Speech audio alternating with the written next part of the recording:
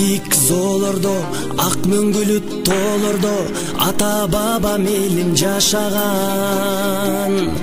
Байыртадан элим кылымдарга өчпөй ата мекен көчүн улаган.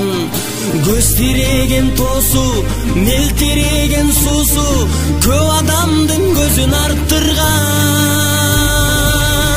Берекелүү ыйык мекеним, ата мекеним, кыргыз жерим, ак калпактуу кыргыз элим, алгалай бери